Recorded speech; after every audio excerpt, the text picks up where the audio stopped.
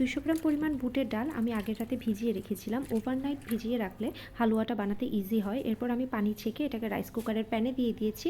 300 ml পরিমাণ দুধ আমি জাল করা দুধ এর মধ্যে দিয়ে দিচ্ছি এবং মশলা হিসেবে আমি একটা তেজপাতা, এক টুকরা দারচিনি, 2টা সাদা এলাচ এবং 2টা লবঙ্গ দিয়ে এটাকে ভালো করে সেদ্ধ করে নিব এবং 10 মিনিট পর কিন্তু আমি সেদ্ধ করার সময় চেক করে নিয়েছি যে কতটুকু কি সেদ্ধ হলো এবং দেখবেন যে আমার প্রথমেই কিন্তু দুধটা শুকিয়ে গিয়েছিল কিন্তু আমার ডালটা সেদ্ধ হয়নি, তাই আমি এরপরে আরেকটু পানি দিয়ে ডালটাকে ভালো করে সেদ্ধ করে নিয়েছি। ভালো করে সেদ্ধ করে নিলে আপনার ব্লেন্ড করতে ইজি হবে, যেহেতু এটা আমি ব্যাচেলার বা হস্টেল লাইফে যারা থাকেন তাদের জন্য বানাচ্ছি।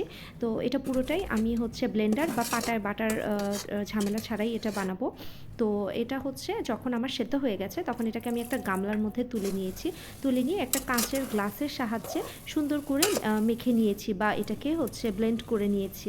আমি একটু আস্তে আস্তে ডাল, কয়েকটা কিছু ডাল আস্তে আস্তে থাকবে এবং দাঁতে পড়বে এরকম টাইপের হালুয়া পছন্দ করি, তাই আমি পুরোটা ব্লেন্ড করিনি। ব্লেন্ড করা হয়ে যাওয়ার পরে আমি সেম রাইস কুকারের প্যানের মধ্যেই 2 চামচ পরিমাণ ঘি দিয়ে এই ডাল বাটাটাকে আরও ভালো করে ভেজে নিয়েছি। ভাজতে ভাজতে যখন একদম শুকনা হয়ে গিয়েছে তখন আমি এর মধ্যে 1 কাপ পরিমাণ চিনি দিয়েছি। 1 কাপ মানে আমার এখানে 200 গ্রামের চেয়ে একটু কম চিনি আছে।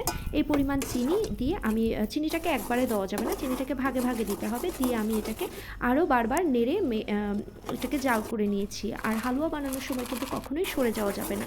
তো জাল করার সময় এক পর্যায়ে কিন্তু আমি কিশমিশ খুব ছোটো ছোটো করে কুচি কুচি করে কেটে সেই কিশমিশটাকে এর মধ্যে দিয়ে দিয়েছিলাম। এখানে আমি প্লেটে ঘি ছড়িয়ে ঘি মেখে প্লেটটাকে রেডি করে রেখেছি যেন হালুয়া হয়ে যাওয়ার পরে আমরা প্লেটিং করতে ইজি হয়। তো আমি এর মধ্যে কিন্তু কনডেন্স মিল্ক ব্যবহার করেছিলাম। আমার ফ্রিজে কনডেন্স মিল্ক ছিল, সো এই কনডেন্স মিল্কটা পানি দিয়ে গুলে আমি এর মধ্যে দিয়ে দিয়েছিলাম। কনডেন্স মিল্ক যদি না থাকে বাসায় তাহলে গুঁড়া দুধ দেবেন, তাহলে কিন্তু টেস্ট খুবই ভালো আসে। এরপর উপরে আমি কিশমিশ ছড়িয়ে এটাকে সাজিয়ে নিয়েছি। থ্যাংক ইউ সবাইকে।